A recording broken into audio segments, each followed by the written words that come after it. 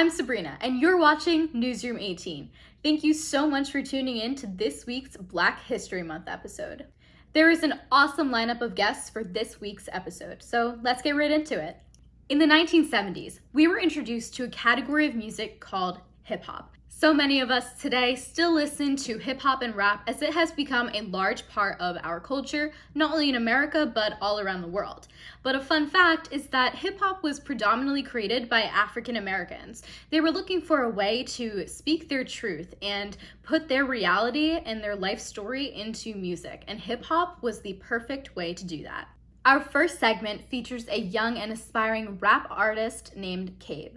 Now, he is a part of a Rhode Island group called Island Made Music, and he has a lot of songs on Spotify and Apple Music that you can go listen to. The link will be in the description below. And fun fact, his music video for one of his songs called Gelato is coming out soon. I've had the pleasure of speaking with and hanging out with Kabe on quite a few occasions, and I have to say, he is one of the most intelligent and sweetest guys I've ever met. But the one thing that sticks out about him is his talent and desire to be an artist. He puts a lot of hard work and passion into his music and writing, and now you guys are going to hear about that. Alright, what's up? My name's Kabe, also known as Young Kabe. You can find me on Spotify, Apple Music, SoundCloud, Young Kabe. I got a bunch of music for you guys. I'm 20 years old. I'm from Coventry, Rhode Island. I used to live in Texas and Florida. Been everywhere. So what does hip-hop mean to you? So honestly, hip-hop to me is just like an escape. I always felt like when I was young, I never used to write music or anything like that. I would always just be listening to the radio though, pretending it was me on stage, rapping for all my classmates. But when I turned 16, 17, I think around then, I started to just write a little bit now and then. And now here I am at the studio making 3 songs every time I come here every couple weeks. So it's really just a good escape for me, let all my feelings out, everything I've been feeling over the last few weeks, I can let it out and turn it into great songs. Who are some of your Black musical icons? That's an easy one. Honestly, for like old school people, I'd have to say Lil Wayne. He's always been a GOAT. I love everything he's done with all types of music. When it comes to albums and mixtapes, like nobody really matches Lil Wayne in terms of content. But new school, who really like made me want to rap, is Denzel Curry. I don't know if you guys have heard of him. He's probably 27 years old from Miami-Dade, Florida. If you haven't heard anything by Denzel Curry, definitely check out Taboo by Denzel Curry. Hopefully Sabrina links it. What are your goals with your music career? So honestly, it's not really like a set defined goal right now. I know that I just want to be in a place financially to live my life however I want to do it. And there's plenty of different ways to get there. And I think for me personally, music's going to be the easiest way to get to that point. So I'm just going to keep grinding until I can. As I said, Kabe is a part of a group called Island Made Music, which was created in partnership with another one of my friends, Miles. So shout out to Miles. I've had the awesome opportunity of going to hang out with them at their recording studio on Saturday nights. It's a lot of fun. I have to say, even the few amount of times that I've been, I've learned a lot about their lives and their connection with music. Tell yourself that you hate me. In my words won't work. You can try, but he ain't me. Now it hurts with a smile.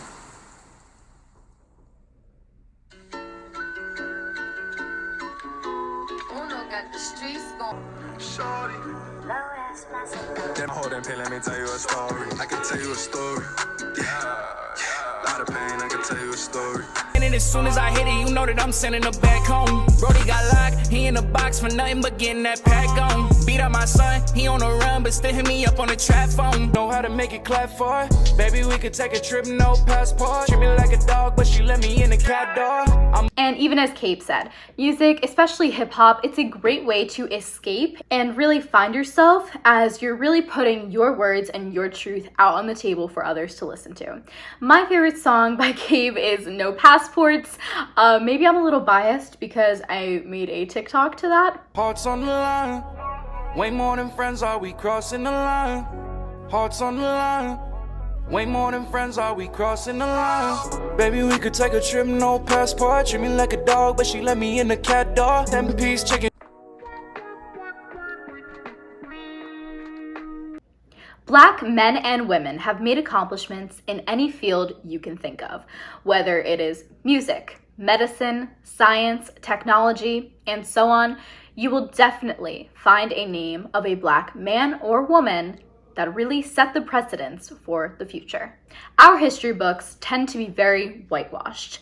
They strip away the accomplishments of those who worked very hard and give credit to those who may have stolen an idea or concept just because they fit the physical description of what history believes is success. Now, speaking of history, I am a huge history buff, and in the United States, a great place to go for historical reference is Philadelphia, Pennsylvania. Now, I have a connection to Philly as my parents are from there, and I have had a lot of fun experiences there. If you would like me to make a video about Philadelphia and what to do while you're there, I certainly will. But now we are going to hear from Sherri, who is the owner and publisher of the second oldest Black-owned newspaper in Philadelphia. That is ScoopUSA Media. My name is Sherri Darton. I am the owner and publisher of ScoopUSA Media. It is a community paper that is based out of Philadelphia. We're distributed in Philadelphia, Camden, New Jersey, Chester, Montgomery County, the surrounding counties, ultimately of Pennsylvania. Scoop newspaper was actually started on February 28th, 1960. So we are now 61 years old in 1 week. We will be 61. We're actually the second oldest African-American owned paper in the city. And as they say, we're the first oldest free community paper in the city because the Tribune is not free. How has your African American and Black heritage helped you when running this paper? Well, primarily this is an African American owned paper, so I guess it's probably helped me just off of the bat by me being an African American female. The unfortunate reality is that owning a newspaper for whatever population you're geared toward it's good to be of that population, but owning a newspaper goes across boundaries and it goes across racial and stereotype. It goes across all lines. You know, you have to be first a person for people, period. News doesn't just, you know, we might have something that's in this community or that community, but news touches mostly all people. So you have to be open to the fact that while you are, or I may be what some people may consider a minority, my news doesn't just touch minorities. How do you choose the stories that you put into your newspaper? So one of the good things about a community paper versus a mainstream paper is that a community paper is really, really developed and comprised of stories from the community. You know, so what tends to happen is we have stories that come from people who are in the community, who are going through different situations, who want to share their stories and share the good, the bad, and the things that they're going through. But then you also have to have the mainstream news. You know, you have to have some of the things that are actually going on in the world that impact the community. So you have to kind of bring 2 or 3 different things together. So as I'm compiling this paper, I look at the AP, I'm looking at Tribune, and I have contracts with other people where I can actually pull a whole bunch of paper information together and put it in one place. So I kind of look for things that definitely impact the people who are my readers, the things that I know that they need. As a community paper for minority people, you need to have information right now with regard to COVID, with regard to shots and vaccines and how can we do better to take care of each other? Are there any programs for food? The things that really, really are hot topics right now. Do you have any last comments or fun facts for the viewers? One thing that I say, and I am very thankful that you're doing this, and I am very thankful that you are a high school student, because what people tend to think is that high school students don't read papers. You know, and we have to pivot. We have a print paper, we have a digital paper. We have to try to make it so that it goes across boundary lines and that all people can do it. So one of the most important things is that where people may not see the news as something, or a paper, quote unquote, being something that is needed, the things, those hidden stories that you can't find anywhere else is usually there. So I think that when you deal with information, you have to have a number of sources to get information from, and it may not be your primary source. You may can look here, you may can look online, you may can do a number of things. So I think that it's very important that people learn to go to a number of places and look for facts and look for things that are true. And just really, really, you don't have to make it the most important thing you do, but skim through it because you actually may find something worth reading. Now, as you can see, Sherri is an amazing, beautiful, and intelligent woman who is just trying to keep newspapers and print media afloat. If you can, be sure to support ScoopUSA Media, whether it is buying one of their newspapers or promoting them online through social media. It is super important to stay in touch with things that are small, such as small newspapers and community papers, because that is where you're really going to find those awesome stories about things that are going on in your community or your town. I know a lot of you are from the New Jersey and Pennsylvania area, so if you ever get the chance to be in Philadelphia, definitely check out ScoopUSA Media. Now, this segment is all about the meeting I held on Monday, February 22nd, 2021.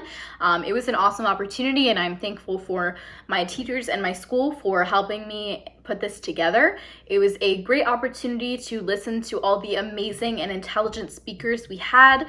I'm super glad I was able to connect with, and I hope you guys enjoy the next few minutes of this video. Unfortunately, I couldn't put too much in this video. I didn't want to give any big spoilers away because you guys can watch the entirety of the meeting I held on my channel. It will be linked in the description below. It is about an hour and 15 minutes long. It is opening up the conversation regarding Black History Month. All the questions and comments that were made throughout the meeting from spectators and audience members were incredible, and I was honored to be a part of this event. I'm super excited to have you all here today. Thank you so much for taking the time to be here. I'm really excited to introduce our first guest speaker. It is Tiara Mack. So she's going to share a little bit about herself, her job, her influence in the community. My name is Tiara Mack, and I am a organizer, an educator, and Rhode Island's first elected Black LGBTQ senator in the state. That was awesome. Thank you so much for sharing a little bit about yourself. Let's give her a round of applause, everyone. So I have to say, I think it's great how young you are. Myself and a lot of other students would agree that it doesn't always take the older people, like you said, that have been in a seat for 30 years to make change. Someone that is young and influential, such as yourself, can make a change in this world, and we need more people like you to do so. I just have two things. I was going to say, I think you're really awesome. But the question I wanted to ask is, what could we do in like small charo to like help raise Black voices and also just like spread awareness in general? Yeah, so the best way to elevate Black voices is to listen to Black voices, honor and elevate them by listening to where are the leaders, what are they actually calling for? And I think it's oftentimes one of the scariest things for people to ask, because oftentimes they're not the answers that we want to see. Lots of folks, when they answered the calls for defunding the police or for Black Lives Matter, they did everything but defunding the police and honoring that Black Lives Matter and putting less cops in schools and making sure there were more counselors. And they're hard conversations, but they're necessary conversations. And so I think it's important to get uncomfortable with the difficult conversations that we often avoid because no one wants to have them. But honor and elevate the lived experiences of people who are experts on what it's like to be Black and to be Black in a community in which you live in. Now I'm going to share with you a trailer to a documentary called Born Black and Female. So I'm super excited to share this with you, and then I'll get into our next. Thank you so much, Sabrina. As you guys saw, my name is Juanita Wilbur. I now go by Draya. I'm 24 years old. I have been creating art since the beginning of time, but I now work as a program director at a nonprofit organization that's youth-led and theater-based called Reddish Black Inc. in New London, Connecticut. We express our activism through different art mediums. So it could be from acting, singing, dancing, visual art, script writing, like literally anything that you can think of, we've done it. Colorism is a problem for people that don't really understand. In Black families, we have to provide our own support, our own love, our own everything. Because we are not seen in magazines regularly, we are not seen in movies regularly. Every time that we are depicted in media, we are seen as either a villain or either as a stereotype. Thank you, Sabrina, and thank you to the Interact group, and thank you, Draya and Tiara, because I feel it's an honor to kind of follow after the two of you at this point. I'll tell you a little bit about me. I'm born and raised Californian. My roots are actually in South Carolina, but I was born in 1960, and I know most of you are going to say, wow. My father actually wrote the desegregation plan for Stockton, California. I was part of the first integrated elementary school, which happened to be Martin Luther King Jr. Elementary School. Times were different back then. Most of you were not born or knew what segregation was and things back then, but times were different. And as we've moved forward, things have changed. An excerpt from one of my dad's speeches he gave about 15, 20 years ago. And he said, history will record that the 1990s ushered in a chain of events that seemed bent on abandoning quality education for the masses. These will no doubt occupy prominent and significant space and coverage. But this same history, I hope, will write a concluding line which states that citizens of the late 20th century, we're now in the beginning of the 21st century, decided that only an educated people could survive, and every person will have equal opportunity to succeed in these areas. I was wondering, like, especially in like a place like Chariho where it's not like diverse particularly, is it like hard to start conversations with people about like intersectionality when they disagree with you so much a lot of the time because of their like internalized prejudice? It was interesting being a substitute teacher there. The acceptance was pretty good, but there weren't a lot of individuals. I was the abnormality as a substitute teacher, but I've never allowed abnormality to soften my voice or soften my expectations. So I think the biggest thread we're seeing tonight is the see something, say something trend. Hi guys, this is Brianna Henries, State Representative of District 64 out of East Province. I wanted to jump on here and explain to you guys a little bit about where I came from, what I'm doing, and to emphasize the importance of Black History Month. Right now, it is most important, more than ever, that we talk about Black history because it is, in fact, included in American history. For so long, it's been whitewashed and kind of erased from history books, as I'm sure you guys are learning in your history classes now. Not all of the truths have been told.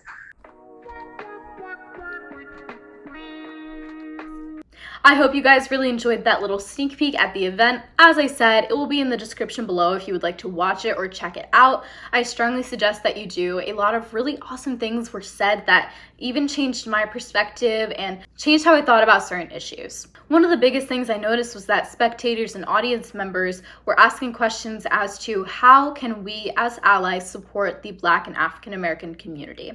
And I think the biggest thing is see something, say something. If you witness something that you consider to be racist or unjust, you need to stand up and say something. The only way to make a change is to stand up for what you believe in. I believe it is important to be an ally and to listen to the struggles, but also the successes of another group of people that you may not look like or personally identify with. That shows strength and unity. The United States is unique because so many cultures, religions, and heritages have come here to start a new life, and we have really been known as the melting pot. Unfortunately, the melting pot concept has not always been positive, but I love having a great mix of cultures around me, and I think it is super important to learn about all cultures, including Black culture.